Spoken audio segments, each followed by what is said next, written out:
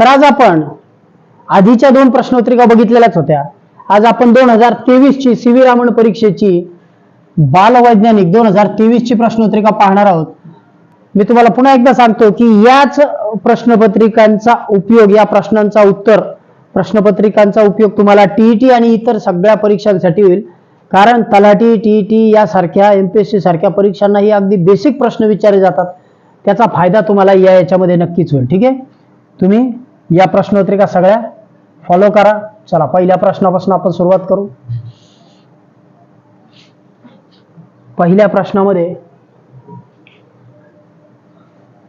पहिला प्रश्न आहे, टिंबटिंब हे भारतातील सर्वात कमी क्षेत्रफळ असलेले राज्य आहे. 4 पर्याय दिलेले आहेत: महाराष्ट्र, गोवा, राजस्थान आणि उत्तर प्रदेश. ठीक आहे, तर यातला जो उपयोग आपल्याला आहे, आधीच्या प्रश्नोत्तरिकांचे व्हिडिओ तुम्ही बघितले असतील तर तुम्हाला याचं उत्तर चटकन येईल. यातलं सगळ्यात लहान राज्य आहे गोवा. मी एकदा डायग्राम काढून दाखवतो. जर आपण भारताची डायग्राम काढली, भारताच्या डायग्राम मध्ये जर बघितलं तर तुम्हाला लक्षात येईल, महाराष्ट्रापासून असं खाली जर गेलात तुम्ही, या बाजूला जर आपण असं वळत काढलं, या बाजूला महाराष्ट्र जर असा संपला तर महाराष्ट्राच्या कोपऱ्यावरती इथं छोटस राज्य आहे गोवा आणि त्याची राजधानी आहे पणजी किंवा पंजिम. ठीक आहे, पणजी किंवा पंजिम. मग आता क्षेत्रफळाच्या बाबतीत सगळ्यात पहिला क्रमांक आहे राजस्थानचा, त्यानंतर मध्य प्रदेश आणि महाराष्ट्र 3ऱ्या क्रमांकावर आहे. ठीक आहे, चला पहिला प्रश्न आपण बघितला. पुढचा प्रश्न बघू. पुढच्या प्रश्नामध्ये,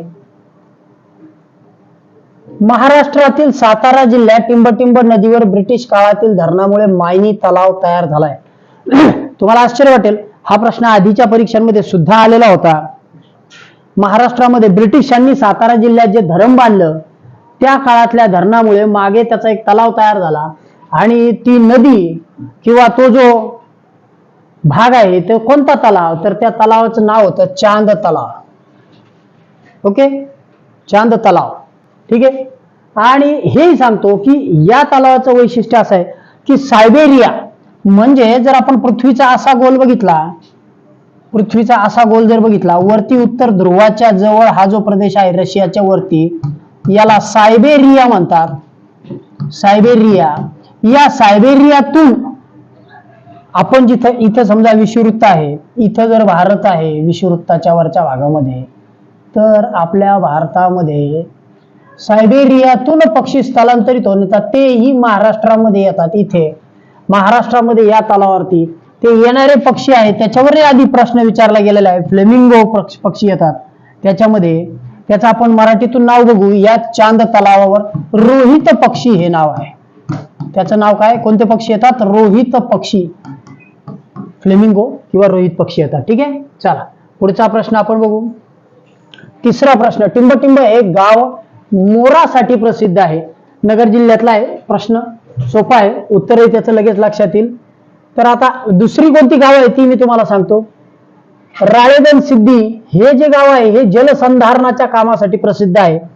तर मोरासाठी असेल तर या नावात तुमच्या लक्षात येईल मोराची चिंचोली हे गाव शिरूर तालुक्यामधील आहे.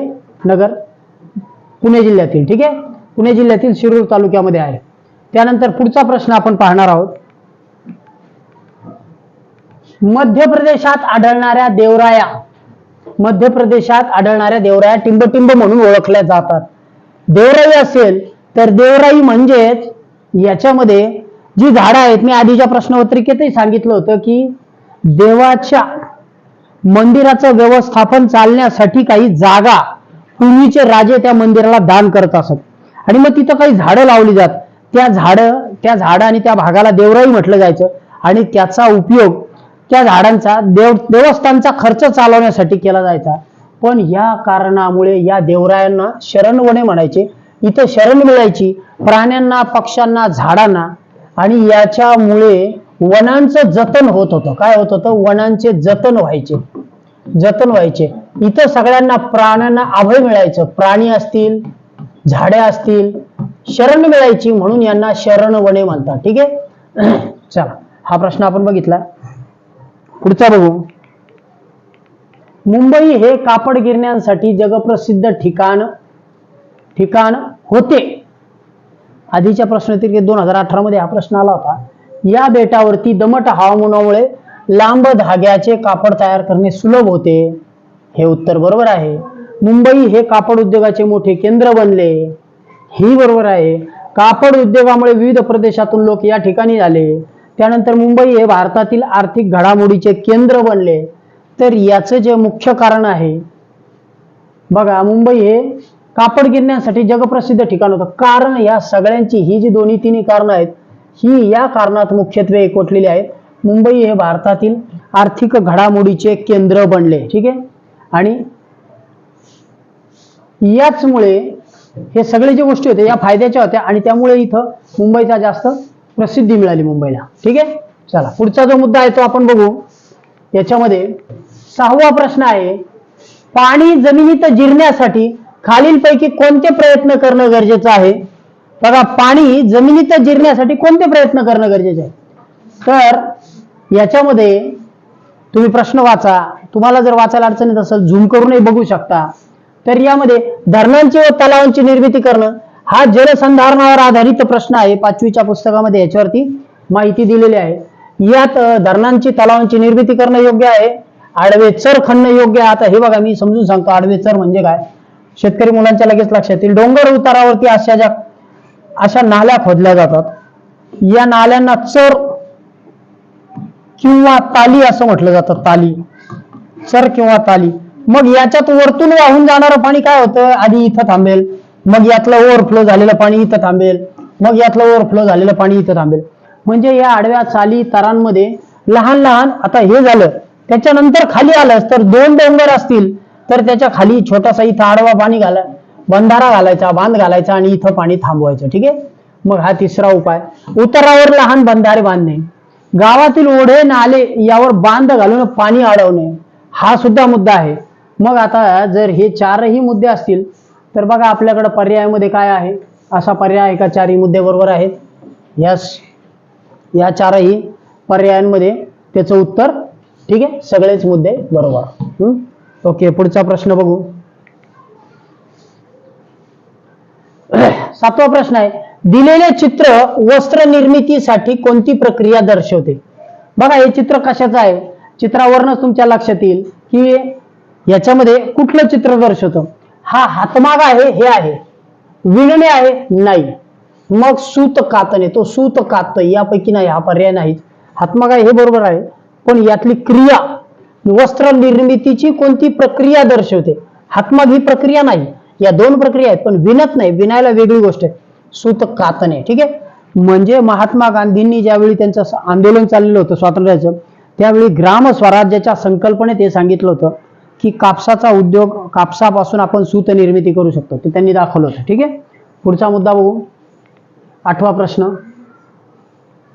ऊसाच्या रसापासून आपण गुळ किंवा साखर तयार करू शकतो कारण त्यात टिंब असते. त्यात काय असते बघा ऊसाच्या रसामध्ये. आता हा जो प्रश्न आहे हा अन्न आणि अन्न घटक या पाठामध्ये आलेला आहे. 5वीच्या अन्न आणि अन्न घटक या पाठामध्ये. ठीक आहे. त्याच्यामध्ये आपण पिष्टमय पदार्थ बघितले होते, ग्लुकोज बघितलं होतं, हे बघितलं होतं. पण या पदार्थांना ऊसाच्या रसापासून सुक्रोज, हे सुक्रोज हा घटक त्याच्यात असतो, म्हणून आपण गुळ आणि साखर तयार करू शकतो. ठीक आहे. ओके, चला त्यानंतर पुढचा प्रश्न बघू. 9वा प्रश्न, श्वासपटल वरच्या दिशेने सरकते तेव्हा उच्छवासा वाटे हवा काय केली जाते? श्वासपटल ज्यावेळी वरच्या दिशेने सरकतं. आता मी तुम्हाला एकदा डायग्राम काढून दाखवतो. श्वासपटल कुठं असतं ते तुमच्या लक्षात येईल.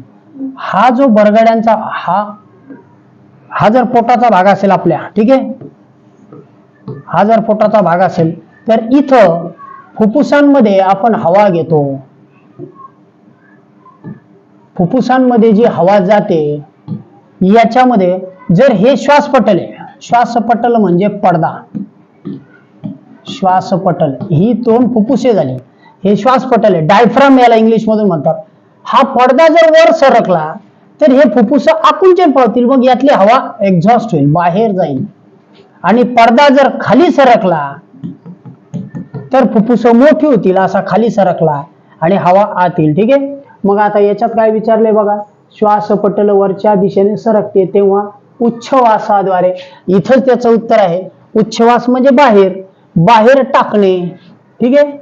मग 9वा प्रश्न काय उत्तर आहे, उच्छवासाद्वारे बाहेर टाकली जाते. आपण क्रियाही समजून घेतली आणि उच्छवासही लक्षात आला. ठीक आहे.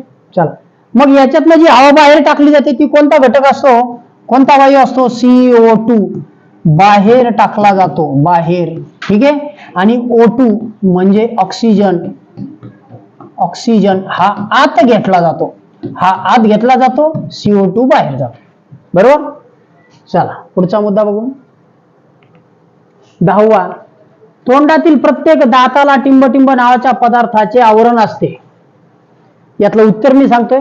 याला इनॅमल म्हणतात. इनॅमल म्हणजे काय, तर इनॅमल आपण जी दातांची पंक्ती बघतो, आपल्या म्हणजे दात बघतो, आपले जे दात आहेत, इथं सुळे असतात, इथं समोरचे मोठे असतात, अशा प्रकारच्या दातांवरती जे कोटिंग आहे, हे कोटिंग याला व्हाईट, हे व्हाईट इनॅमल आहे. इनॅमल. ठीक आहे. म्हणजे याच्यावरती कडक आवरण आहे. जर आपण खरबरीत याने दात घासलेस तर ते इनॅमल खराब होतं आणि दाताला चर्रे पडतात. त्याच्यामुळे जे आपण पेस्ट वापरतो त्या फाईन आणि बारीक असतात. म्हणून राखेने वगैरे पूर्वी दात घासले जायचे, पण ते तेवढंसं चांगलं नाही. ठीक आहे. पुढं, तोंड, ग्रासिका, जठर, लहान आतडे, मोठे आतडे, मलाशय, गुदद्वार तसेच अन्ननलिकेच्या बाहेर असणाऱ्या काही ग्रंथी यांचा समावेश टिंबटिंबमध्ये होतो. बघा आता काय आहे हे सगळं. चारही प्रश्नांच्या उत्तरामध्ये बघा एकदा, रक्ताभिसरण संस्था, श्वसन संस्था, उत्सर्जन संस्था आणि चेता संस्था. तर आपण या संस्था समजून घेऊ. रक्ताभिसरण म्हणजे रक्ताशी संबंधित संस्था आहे, हे नाही. हे सगळं तोंड, ग्रासिका, जठर, लहान आतडे, मोठे आतडे हे पचन संस्थे संदर्भात आहे. मग ही जर पचन संस्था असेल तर आपल्याला दुसऱ्या संस्था बघू. श्वसन संस्थेमध्ये श्वास बाहेर टाकला जातो, घेतला जातो, म्हणजे हे पण नाही, हे नाही, हे नाही. चेता संस्था म्हणजे मेंदू संदर्भातली संस्था. त्याच्यात आपण बघितलं मोठा मेंदू अधिक लहान मेंदू आणि छोटा मेंदू आणि त्याच्यानंतर त्याच्यात मज्जारज्जू किंवा चेतारज्जू. ठीक आहे. हे घटक असतील तर यांची चेता संस्था होते. मग यात हे नाही. मग आपलं उत्तर कोणतं आहे, तर उत्सर्जन संस्था. उत्सर्जन म्हणजे एक्सक्रिशन, म्हणजे शरीरात न पचलेला भाग बाहेर टाकला जातो. बरोबर. शौचा वाटे, त्याची ही संस्था आहे उत्सर्जन संस्था. आलं लक्षात. चला पुढचा प्रश्न बघू. 12वा प्रश्न, भारतीय अवकाश संशोधन संस्थेमार्फत चंद्रावर 22 ऑक्टोबर 2018 रोजी टिंबटिंब यान सोडले गेले होते. 18 ला. ठीक आहे. 2000 ला. मग आता याच्यामध्ये कोणतं यान सोडलं गेलं होतं ते मी तुम्हाला सांगतो. चंद्रयान सोडलं होतं. ठीक आहे. 22 ऑक्टोबर 2018 साली कोणतं यान होतं, चंद्रयान. ओके. बाकीच्या यानांची माहिती तुम्हाला काढून लिहून घ्यायला हवी. ठीक आहे. पुढं,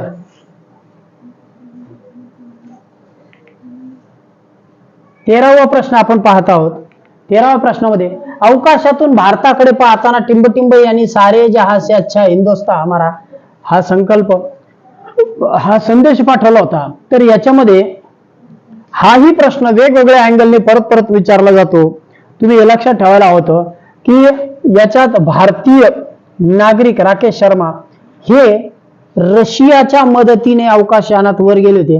त्यावेळी त्यांनी हा संदेश पाठवला होता. सुनीता विल्यम्स ह्या भारतीय वंशाच्या पण अमेरिकन आहेत.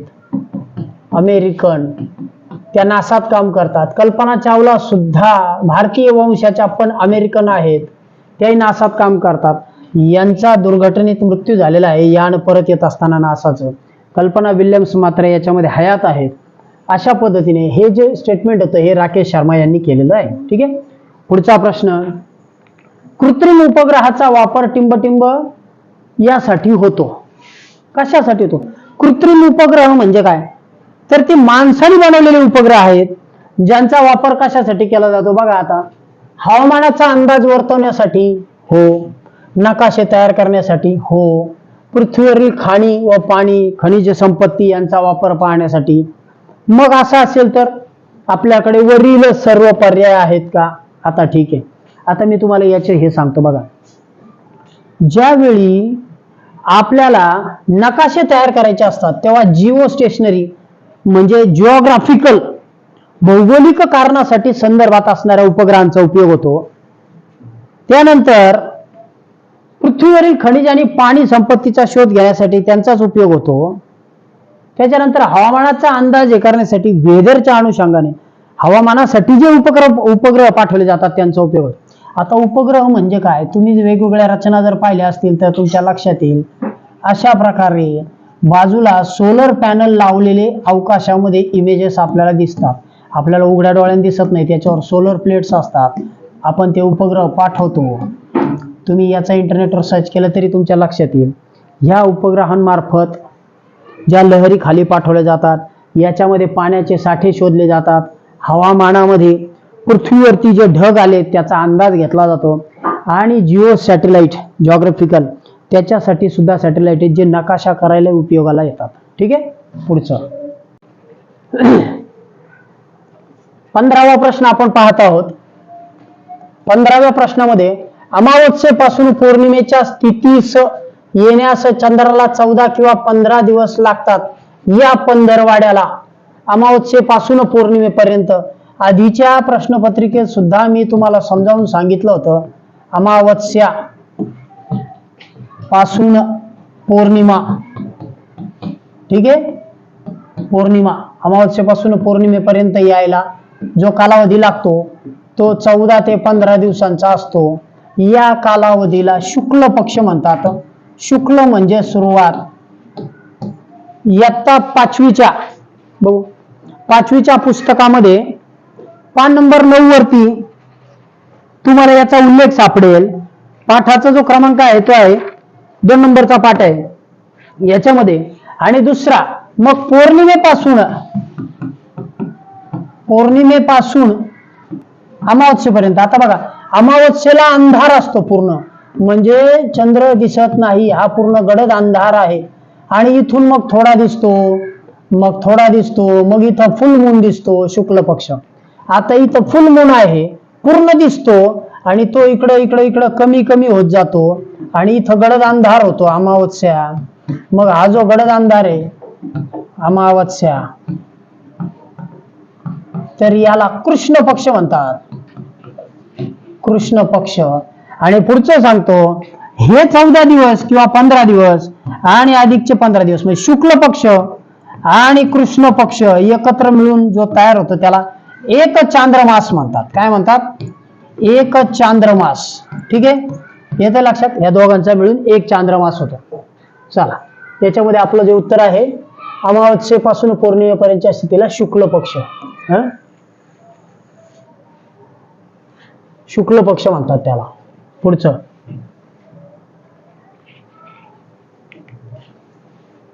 16वा प्रश्न आहे, टिंबटिंब हा सर्वात मोठा खंड आहे तर टिंबटिंब हा सर्वात लहान खंड आहे. बघा, आता चांगला प्रश्न आहे हा. प्रश्न रिपीट झालेला नाही, हा पहिल्यांदाच विचारला. याच्या अनुषंगाने आपल्याला बरीच माहिती समजून घेता येईल. तर आता कोणता मोठा आहे, सर्वात मोठा खंड आपण बघू. सर्वात मोठा खंड जो आहे तो आहे आशिया. आपण आशिया खंडातच आहोत. भारत हा आशिया खंडात आहे. आशिया खंडात आहे. या उलट जर आपण पृथ्वीचा नकाशा बघितला, पृथ्वी जर बघितली तर विषुववृत्ताच्या वरचा भाग हा इथं आशिया खंड आहे. या उलट छोट्या भागामध्ये इथं छोटासा ऑस्ट्रेलिया खंड आहे. कोणता आहे? ऑस्ट्रेलिया खंड आहे. याचा धडा काढायचा आहे. कोणता धडा आहे तो? काढ बरं. ऑस्ट्रेलिया खंड आहे. ठीक आहे. मग आता हा सर्वात लहान आणि हा सर्वात मोठा. ठीक आहे. मग आता आणखी काही माहिती काय आहे बघा. अंटार्क्टिका हे खंड कसं आहे, तर अंटार्क्टिका कुठे आहे ते आपण बघू. पृथ्वी जर आपण अशी काढली तर अंटार्क्टिका थंड, ठीक आहे, अंटार्क्टिका हे थंड असणार भाग आहे. हा दक्षिण ध्रुवाजवळ आहे. भारताच्या पृथ्वीच्या दक्षिण ध्रुवाजवळच्या भागामध्ये अंटार्क्टिका खंड आहे. वरती आपण आधीच बघितलं, वरच्या प्रांताला सायबेरिया म्हणतात. मग अंटार्क्टिका खंडावरती विषुववृत्तापासून भारताच्याकडून मोहीम गेली होती, मैत्री अशा प्रकारची मोहीम सुद्धा तिथून गेली होती. तर आता आपण ते खंड समजून घेऊ. बघा, मी परत एकदा डायग्राम मध्ये दाखवतो. जर आपण इथं बघितलं तर इथं उत्तर अमेरिका खंड आहे, उत्तर अमेरिका. ठीक आहे. बघा, पृथ्वीच्या ग्लोबचे दोन भाग जर केले, हा भाग वरचा भाग आहे, याला उत्तर भाग आपण म्हणू, उत्तर गोलार्ध, उत्तर गोलार्ध. आणि हा खालचा भाग जो आहे हा आहे दक्षिण गोलार्ध. गोलार्ध म्हणजे गोलाचा अर्धा भाग. ठीक आहे. उत्तर गोलार्ध, दक्षिण गोलार्ध. मग आता याच्यामध्ये आपण इकडे बघितलं उत्तर अमेरिका, तर खालच्या याच्यामध्ये इथं आहे दक्षिण भागातली दक्षिण अमेरिका. ओके. उत्तर गोलार्ध उत्तर अमेरिका, पृथ्वीच्या खंड खालच्या याच्यामध्ये दक्षिण अमेरिका. आलं लक्षात? मग आता याच्यानंतर इथं जर आपण हा बघितला, या टप्प्यात याच्या जवळ इथं आफ्रिका खंड इकडं आहे आणि त्याच्यावरती इथं युरोप खंड आहे. युरोप सुद्धा छोटा आहे, युरोप पण छोटा आहे, पण ऑस्ट्रेलिया मात्र सगळ्यात छोटा आहे. ठीक आहे. ऑस्ट्रेलिया इथं जो आहे तो सगळ्यात छोटा आहे. आणि सगळ्यात मोठा इथं आफ्रिका जर संपला मध्ये, तर इकडचा जो भाग आहे हा आशिया आहे. हा कोणता खंड आहे? आशिया खंड आहे. ठीक आहे. अशा प्रकारे आपण हे चारही खंड लक्षात घेऊ शकतो. 1 2 3 4 5 6 7 खंड. ठीक आहे. 7 खंड. चला पुढचा प्रश्न बघू. या प्रश्नाचं आपलं उत्तर ऑस्ट्रेलिया, आशिया हा सगळ्यात मोठा आणि ऑस्ट्रेलिया हा सर्वात लहान. पुढचा प्रश्न बघू.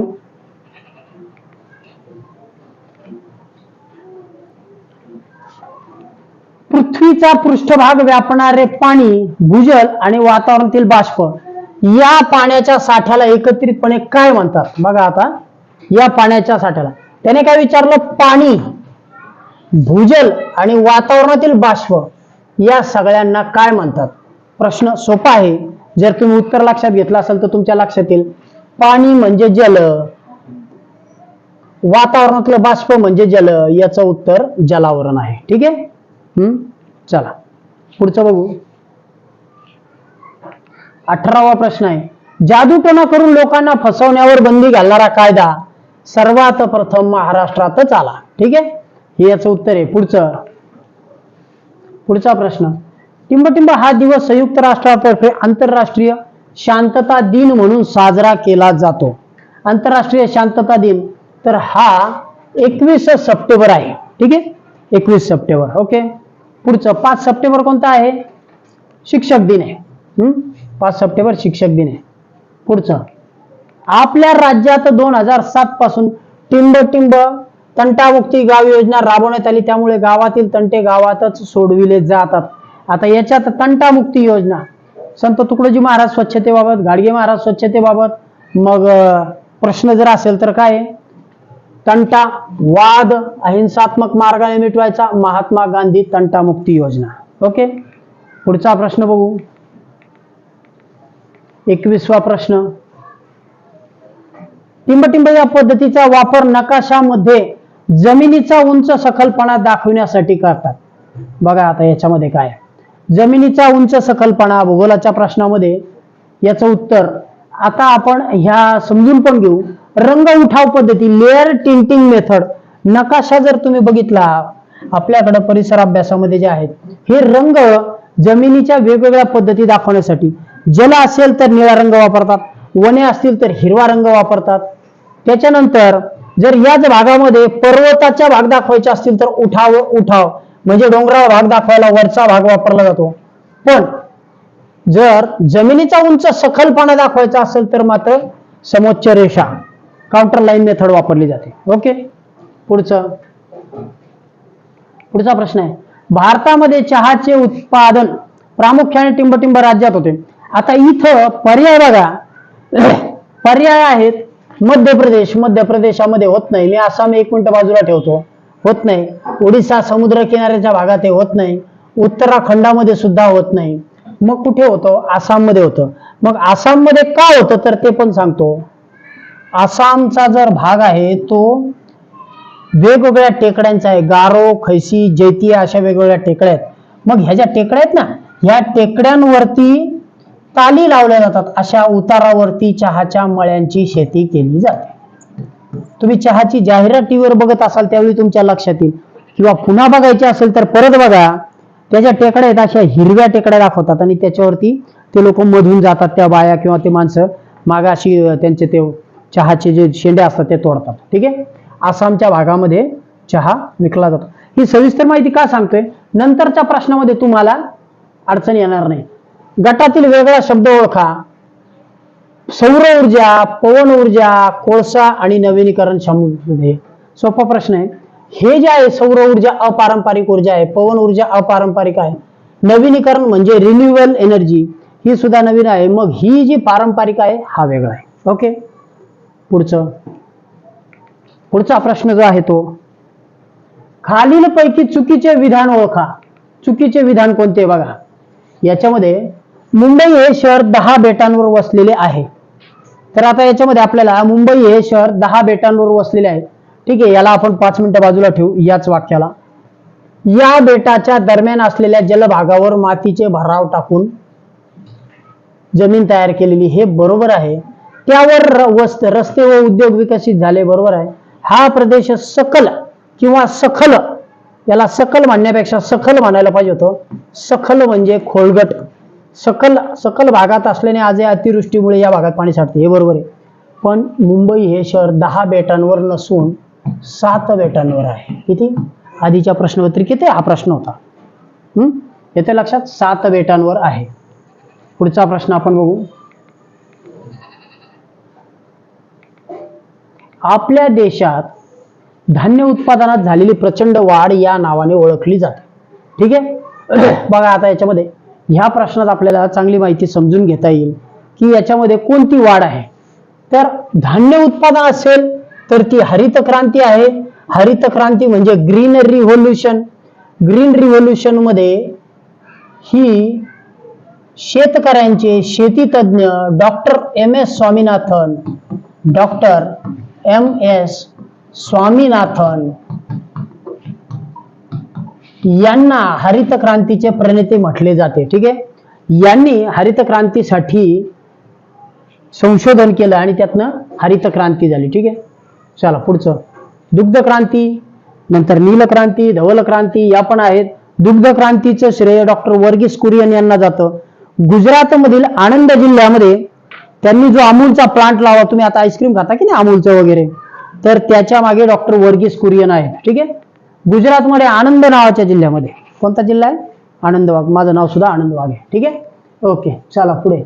26 नैसर्गिक पदार्थ वापरून तयार केलेल्या शेतीला टिंबटिंब म्हणतात. हे आधीच्या याच्यात होतं, फक्त वेगळ्या पद्धत विचार. नैसर्गिक असेल तर रासायनिक शेती म्हणणार नाही. रासायनिक आणि सेंद्रिय शेती म्हणण्याचा प्रश्नच नाही. यापैकी नाही असं नाहीच आहे. सेंद्रिय शेती ही कन्सेप्ट आपण समजून घेतली पाहिजे. यापुढे जगाने अशाच प्रकारची शेती करायला हवी. कारण सेंद्रिय शेतीमुळे आपण त्यामध्ये नैसर्गिक बियाणं वापरतो, खते, कंपोस्ट खते वापरतो, गांडूळ खते वापरतो आणि त्या पदार्थांवर औषधं कमी मारतो. त्यामुळे माणसाला आजार होत नाहीत. अन्यथा रासायनिक शेतीमुळे माणसांना कॅन्सर होत आहेत. पंजाबमध्ये गव्हाचं उत्पादन वाढवण्यासाठी अतिरिक्त प्रमाणात औषधं आणि खतं टाकली जातात. त्यामुळे तिथे जास्तीचं कॅन्सरचं प्रमाण वाढलेलं आहे. ठीक आहे. म्हणून सेंद्रिय शेतीच हा भविष्यात माणसाला तारणारा उद्योग राहील. येतंय लक्षात? चला पुढचा प्रश्न बघू. अन्न टिकवण्याच्या टिंबटिंब पद्धती आहेत. वाळवणे, उकळणे, हवाबंद डब्यात ठेवणे, परिरक्षके वापरणे का वरीलपैकी सर्व? बघा याच्यामध्ये काय आहे, वरीलपैकी सर्व हा पर्याय आहे.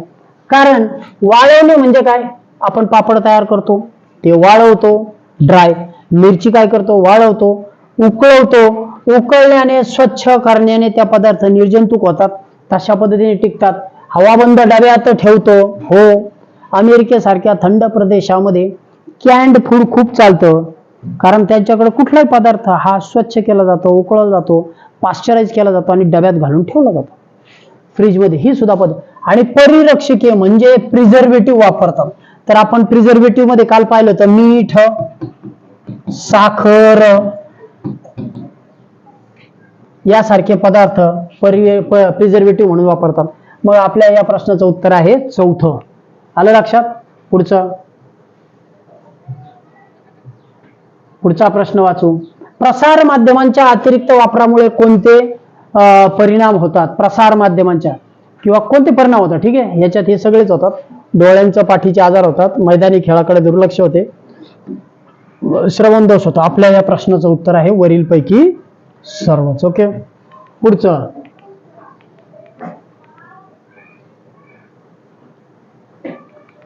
टिंबटिंब यांना मिसाईल मॅन म्हणून ओळखले जाते.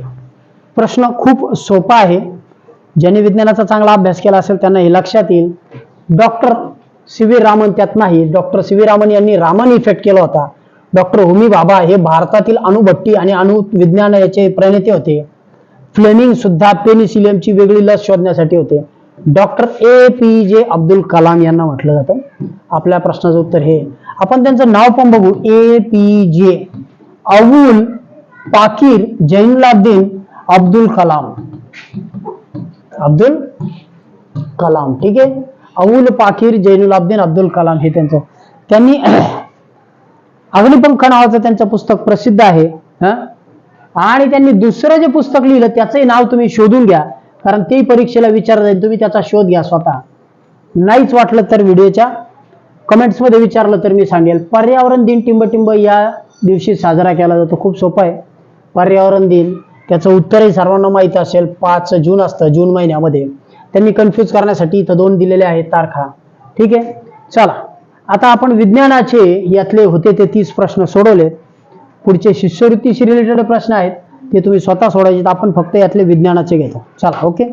तुम्हाला व्हिडिओ आवडला असेल तर आपल्या मित्रांना कळवा, लाईक करा, शेअर करा आणि कमेंट करा. ओके, चला थांबतोय. धन्यवाद.